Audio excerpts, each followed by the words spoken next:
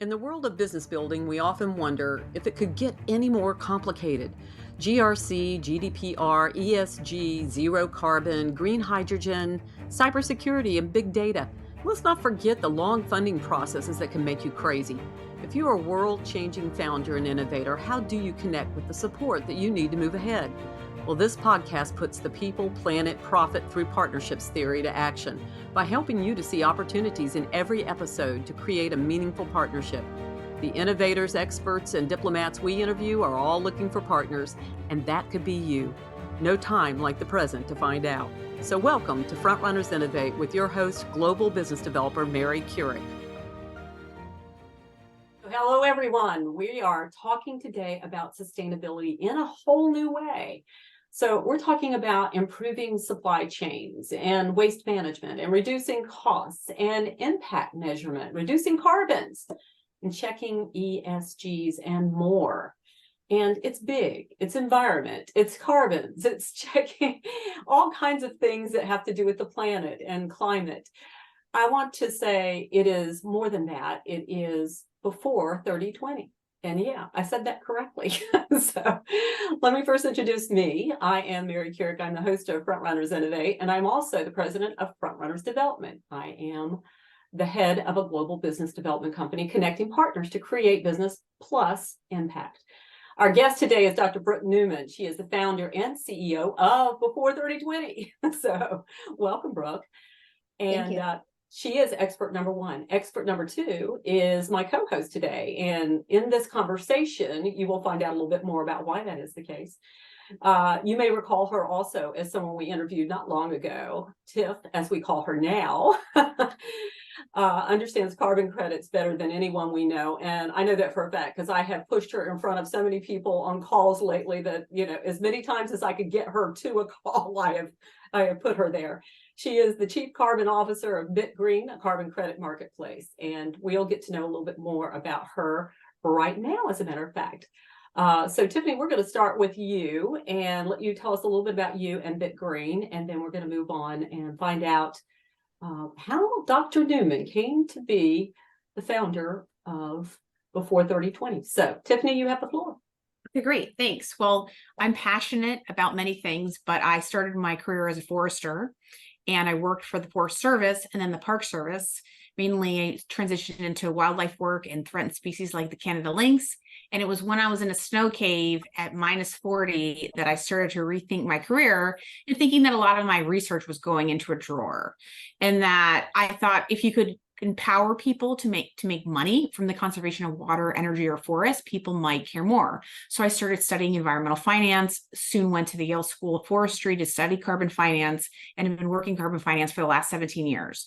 So I've helped asset managers place money into forestry operations to protect wildlife and to better sustainably produce trees. I've worked in energy efficiency, carbon capture and geologic storage, and a variety of different offset types. So I'm super passionate about adding revenue streams to businesses using carbon credits, and really excited to hear about what Dr. Newman is doing in this space. That was a short version. You too. That's good. We'll find out. Tell us how you and your very interesting background came into the work that you're doing now and how you formed Before 3020. Oh, thanks. So a pleasure to be here. Thank you so much for the invitation to speak with both of you ladies today. So supply chain's been around for quite a while, but what hasn't been done much is transparency in the supply chain, and helping companies and governments be more socially responsible, being able to measure their carbon emissions, which ties in nicely with Tiff's work, but also waste management. So Before 3020 is incorporated as a public benefit corporation, and we're also an enterprise supply chain management firm. We work globally, although we are based in the US. We've got some clients in the UK and Asia right now.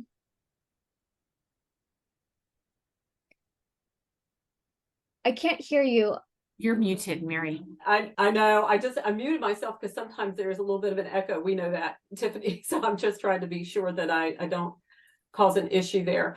Brooke, give us a little bit of your background that brought you into the work as well.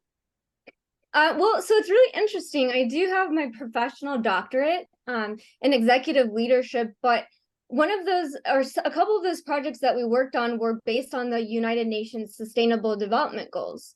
So I do have a background in healthcare, and I see the SDG 3 as a starting point, good health and well-being, pulling in both the social and commercial determinants of health. I think some people know about the social determinants, but not so much about the commercial determinants of health. So that is what got us interested in Before 3020's work.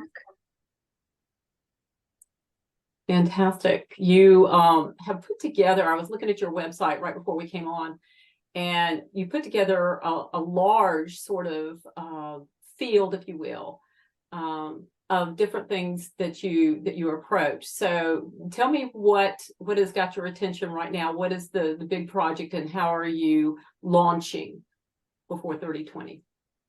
All right. So I think it's last week, actually, Before 3020 spoke to the British Parliament, and some Fortune 500 companies such as DHL, JP Morgan, UK Stock Exchange were there.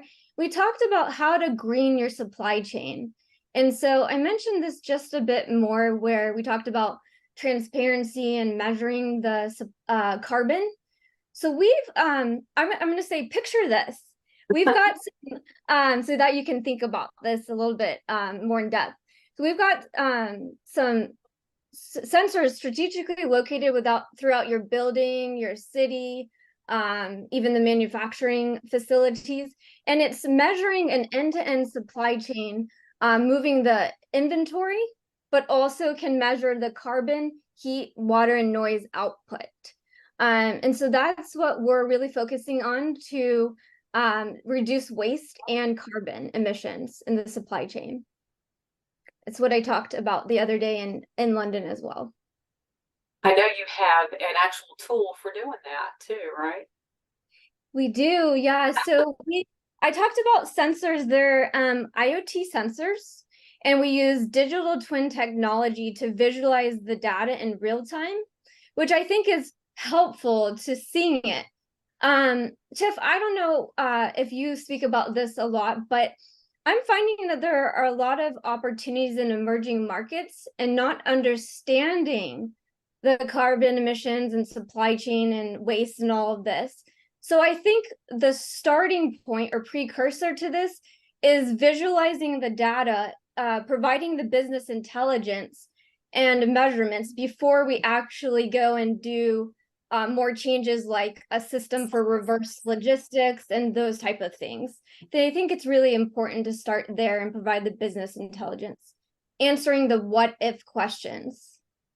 Absolutely. And the way this relates to making money in the offset space is when you go before a standard body to certify the emission reductions that you've done, you need to demonstrate your baseline scenario. What is your business as usual scenario? Or in other words, what were you doing before, and how can you prove that what your innovation is has actually produced an impact? So those sensors are key, Dr. Newman, to show what the BAU, the business as usual activity, was. And a lot of clients will say, I have this amazing innovation. I've already done this project. I want to show all the emission reductions it's reduced, but they don't have the data to show what the emissions were before.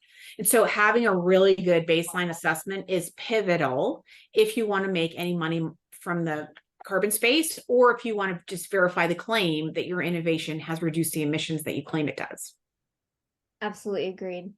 So that I think that's a good starting point. But then there's importance to responsible consumption and production. So I mentioned end-to-end supply chain, and I think that's what a lot of companies are missing, is a one-stop shop to not just measuring the carbon output, but also managing their waste. So Before 3020 believes in, I call it SDG 17, but partnership for the goals. So we certainly do partner with other social enterprises so that if there is surplus or waste identified through this visualization, that they can manage it and improve societal impacts, environmental and societal impacts. Nice. You were able to show me how that kind of visualization, I'm very visual. That's how I learned this. So that was good. How that works. And when you show something like that to a corporation, I imagine it's very impactful. But when you translate that into what I always call dollars saved, that gets the attention, I think, pretty fast. So how do you do that with a client? I mean, can you walk me through, paint me a picture of how that looks like? Say you're in front of a Walmart or whatever, corporation like that.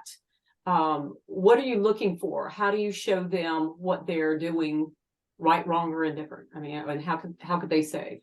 What are you looking for when you're in front of them? So for our process, actually, we have access to Sustainalytics, which is a benchmark ESG risk score. ESG standing for environmental, social, and governance. So we start with that. Walmart, for example, does have a sustainability risk score, ESG risk score, and we would start with our clients' ESG risk report to show them where they fall short and where they have opportunities for growth. So we start there. I think that's really good information for them. And then if they're interested in using our technology that we talked about previously with the business intelligence, using predictive modeling to answer the what if questions, I think that's a good next step.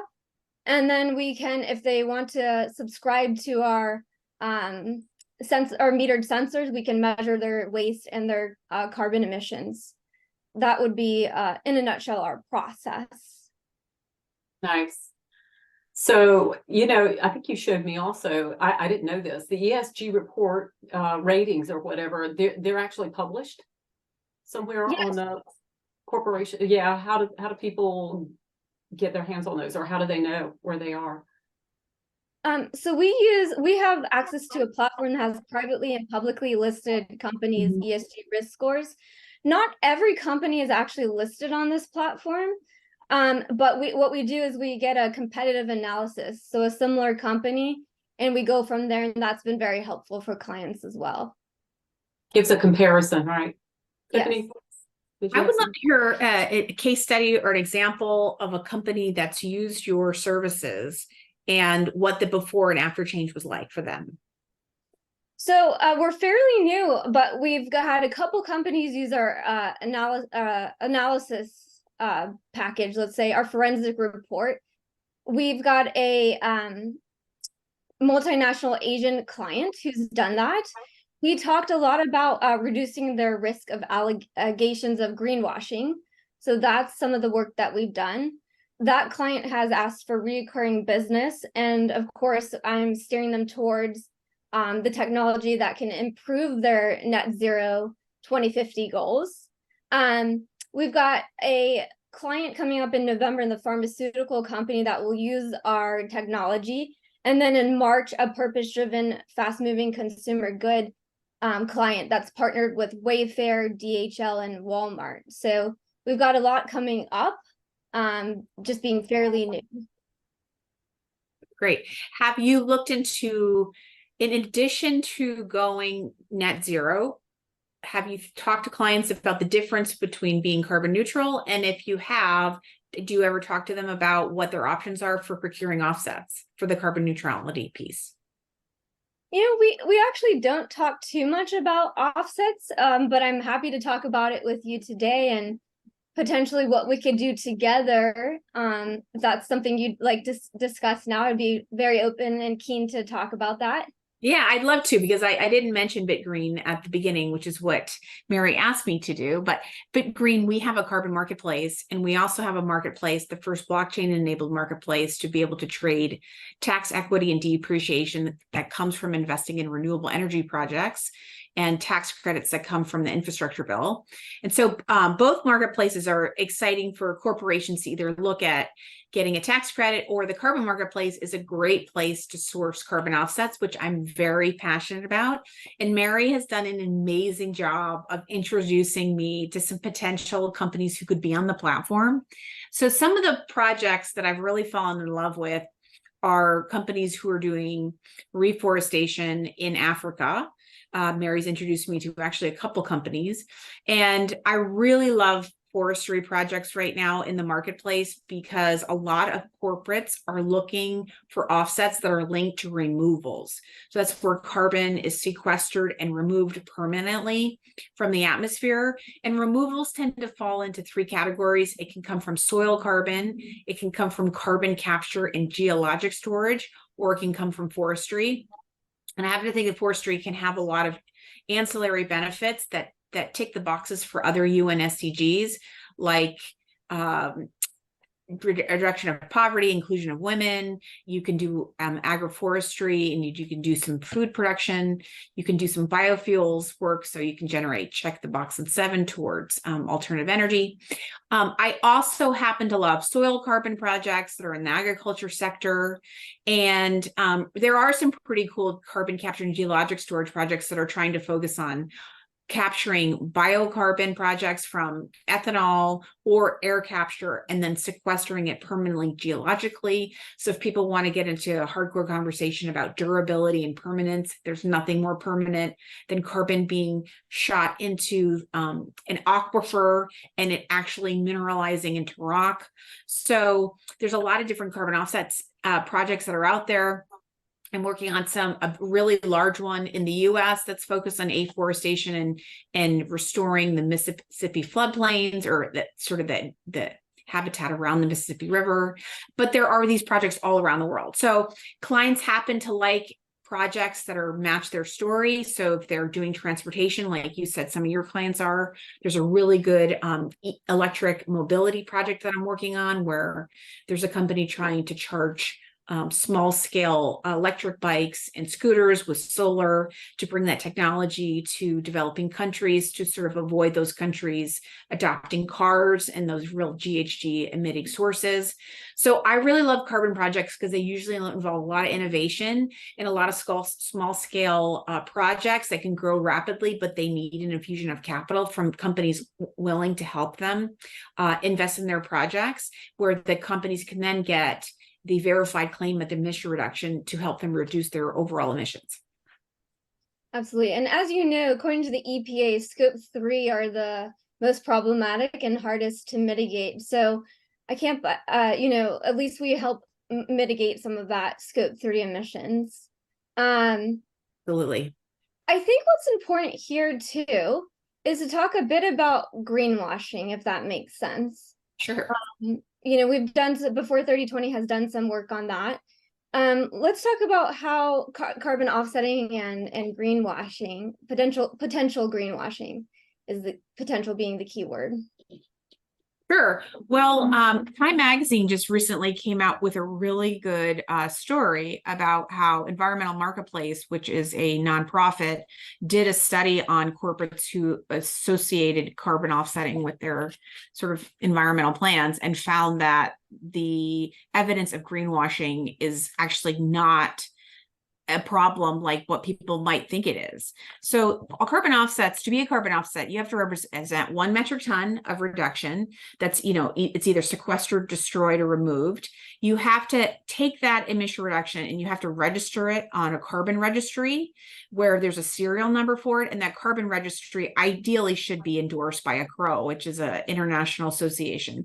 And then most importantly, there's that 1 metric ton, and it's got to just be 1, and it can't be used multiple times. It can be retired, but it can't be sold multiple times, and it's traceable. You can go on the registry and you can find it. So there has been a lot of work to ensure that what people are investing in is reliable and verifiable and real. And it's where I think companies make claims that they can't verify that you get into greenwashing. And I think companies have good intentions, but they don't realize that right now the Securities Exchange Commission is going to go after people who make false environmental claims. So what does it take to get a verifiable claim? It takes getting a third party to come and audit your program, a lot like you, Dr. Newman, and I'm sure some of the work that you're providing, and a standardized way to verify the claim. So the gold standard is the second largest carbon standard in the world, and they have a system for making certified impact statements. So if you want to say you've had an impact in X, Y, and Z way, they have a program by which you can hire a third-party auditor to come and look at, have you been able to prove that you've made the claim you have? And so that's called a verified claim. So it is easy to make a verified claim. It is messy to make an unverified claim. So when you make an unverified claim, that's where you can get accused of greenwashing. Yeah. And I think that's why transparency in the supply chain is also as important, being able to actually measure the carbon to improve it and have some metrics around that. Absolutely. That's where your baseline and the work that you do before the innovation is so pivotal, because that's where you establish what was happening before the project started. That's what a lot of companies don't realize is so key, that you can't get a certified carbon offset without having that well-established baseline, which is what you're working on. Yeah, and it's not just carbon, but also reducing waste. I mentioned the social determinants of health earlier. So before 3020 is focused on food, water, pharmaceutical waste. So we are working with a healthcare accelerator to help the healthcare industry that does have a large carbon footprint. Tiff, have you worked with the healthcare industry before? Yeah, so I've started to get into the healthcare industry. It's sort of like the newer area that's popping up into the marketplace. There's a lot of really interesting offset types that oversect the healthcare industry. A couple examples are cook stove projects. That's where you can reduce the amount of emissions from boiling water, and you give an electrified cooktop so people don't have to go and harvest wood and tear down the forest and then have bad air quality inside. Those can be good projects that achieve SDGs related to the health sector. Again, good nutrition and agroforestry projects that can improve the health. There's a couple of other different offset types, and I've sold different people in the pharmaceutical industry about certain offset types that align with their story. There's a carbon project that I really love that's in the Gulf of Mexico, and it involves all the seaweed that's growing from all this nitrogen that's flowing down the Amazon because of all the convergence of forests to agriculture. And all this nitrogen is fueling these seaweed blooms. And there is a carbon project developer named Carbon Wave that has been able to pick up this stinking, rotting seaweed and take out the arsenic and then turn it into products. And I think there is an infinite potential to take this seaweed and to turn it into bioplastics, which is a big part of their plan. And we are looking for partners to take and experiment these products. And there is a company called Marvel Labs, which is another partner of ours, where they have 3D print machines. And so we've tested the 3D printing of seaweed into almost anything. They've 3D printed it into like glasses to use at a festival. They've printed it to turn it into sinks, to make cups, to make all kinds of things. So this is where I think the pharmaceutical industry could probably take this seaweed that, you know, there's a real need to get it off of beaches all the way around the Gulf of Mexico down the coast, and to provide jobs. Because these 3D printing machines can be brought almost anywhere where the seaweed is. And there's pharmaceutical supplies needed almost everywhere. So this would be a great match, because you could be making, you know, there's so much plastics used in pharmaceuticals that's disposable. Why not make it biodegradable? Yeah, and one of our key differentiators is our system for reverse logistics. So I didn't mention that our technology has been out there for about 15 years. And so it's out in the market. But what we're doing differently is a system for reverse logistics, which gets our clients that financial return. Something I wanted to bring up, Tiff, is that, and I brought this up in the British Parliament, is the value chain, to help companies understand not just the what if, but why now.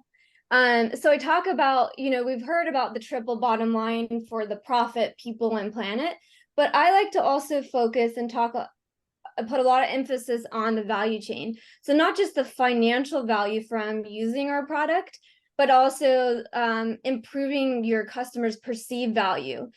because communities and customers are becoming more involved in being ethically responsible, hiring companies and working with companies that are ethically responsible. I don't know if you have anything to say about the value chain, but before 3020, I think that's really important. Well, absolutely. I mean, if you look at where a bulk of all the new consumers are coming from, it's coming from Gen Y and Gen Z. And they don't look at the issue of climate weirding as climate change. They look at it as a climate crisis. And think of how many dollars are in their pockets. I know you said you didn't want to look at prosperity, planet, and people, but I would say if corporations want to look at profit, they're going to want to look at where Gen Y and Gen Z is going to be putting their dollars. They pay more for products that are socially conscious. I think the world's about to get a lot more competitive with these two generations really entering the marketplace and putting their dollars to work. And I think if you're not at the table, you'll be on the menu. Like, companies should be looking at how to cater to these consumers today. And it's going to come by bringing a lot of these innovations to market. And if they don't, I really think they're going to be left behind. Exactly our point, right? So I'm not trying to steer them away from the bottom line, but explain that they can not only make a profit, but also at the same time improve the environmental and societal impacts. So they can make a profit by using our technology and your product as well. Yeah, absolutely. And if you look at what's going on in California, there's a couple new bills that are coming through that will make it likely that corporations have to publicly disclose their emissions. So, California has led the way in many respects in the carbon market and on their environmental policies. And companies don't like a patchwork quilt of having to deal with different state regulations. And with California setting the bar that way, there will be other states that will follow. So when you start having public disclosure of emissions, the next step is going to be, well, what are companies going to do to reduce those emissions? So this action is coming, and companies can be ahead of it or they can be behind the curve. I completely agree. I see a great partnership here. I see you guys find the way, find where they could save on emissions, help them reverse, their logistics plans or whatever, so that they can do better and save costs. And then Tiffany can help them, put their carbon credits on the table and sell them so they can make more money. Save and make money. There you go. Absolutely. Better than that. Yeah, I know. You all made me think about this when you were talking about plastics and the waste bit. Not so long ago, I had a gal down here that was in my area. So it was the first time I'd ever gotten a chance to interview somebody live and in person. That was a scientist from Research Triangle Institute, and she was here speaking to a group that had to do with debris, ocean debris. And so they called it, what is it, the great garbage, whatever it is, out in the ocean that floats. Yeah, Patch. garbage patch. Yes, and I thought it was interesting because she and the co-host said the same thing, and they both knew about it, but it was just a big floating bunch of plastic in this. And when I got to it was the Duke Marine Lab there, and listened to what was going on and watched what was happening. These wonderful dolphins that I used to walk up and down the beach and see them, out there, jumping up and down out of the ocean. This group of young scientists said that they took like 36 dolphins that had been caught during a fishing, challenge or whatever. They had already been caught. They didn't go kill them. And they took them, did their little autopsy thing on them. Every single one of them had plastics. And wow. some had, all of them had microplastics. Some of them had bigger plastics, like pieces of what you would say the tops of paint cans, the lids, the plastic lids, things like that. And you start to think about if that many, all the fish that they worked on had that, and you're thinking about what you consume, out there, and then what it's doing to the wildlife, because we have loggerhead turtles, we have all kinds of wildlife. And literally while she's speaking, I could look out the window and see the ocean. I mean, it's right there, right at Duke Marine Lab. And I'm thinking about what you're talking about, the waste that the companies, especially the ones that are located where you are, Dr. Newman, you're right there at the coast. And so am I. So I know about the, the companies and the corporations that are sitting right along the coastline here and wonder about the debris. And when I walk on the beach, I can see debris that have been tossed out of yachts that have Right. washed up, Right. And yeah. And so when companies have their names on those bottles that are washed up, why not have them get credit for taking the seaweed problem and turning into something biodegradable instead of being, having egg on their face from this issue? Why not come and look at the baseline of their products, the emissions of their products, and if they were to replace it entirely with something else like biodegradable seaweed? Exactly. And Oh, we've also talked about green ports too. There's a component to that too with shipping and oil and gas, and what they produce and how they become a product of this problem as well. Oh, I could see that. Yeah, literally, I'm across from the port. The front of my house, it faces the port here, and so the great big old, container ships that bring in the wood chips and things like that. I can see them. Mhm. So I get it. You guys are terrific at what you're doing. I'm so proud of you and what you're doing, and I'm so pleased that we've got something like this happening. Where I can see it happening. And, you're right. The people who are purchasing now, I think about my daughter who's in her 30s, and she's very conscious of the planet. I mean, she only buys clothes that are made out of bamboo and all that's got. I'm like, all right, what are we doing this year for Christmas? Tell me where it is you buy your bamboo clothes so I can go find where to buy them. So yeah, it's good that you guys are doing this. Thank you, Tiffany, always for all the good work that you're doing. And Brooke, this is wonderful stuff that you're getting into, and I can't wait to kind of move you forward too. But it seems like the two of you have a package to put together or something. Yeah, I'd love to find a way to collaborate. Absolutely. For sure. I want to ask her, other than Tiffany, who else do you think you might need to meet to help you move things forward, Brooke? So we're not just targeting healthcare, but also purpose-driven, fast-moving consumer goods like Walmart, CVS, that sell food, water, clothing, and pharmaceuticals. So those are the industries we're targeting to improve the social and commercial determinants of health. Excellent. Okay, very good to know. Gives us marching orders. There you have it. I appreciate that. Thank you again, both of you. And if you'll hang with me, I'm just going to say goodbye to everybody else and say, if you're watching this on YouTube, or if you're listening to it wherever else you get your podcast, you can go to frontrunnersinnovate.com and you'll get this interview. You'll get ways to connect with these two on LinkedIn, and you will get their bio information. And I want to say thanks again to everyone, and we'll see you next time on Frontrunners Innovate.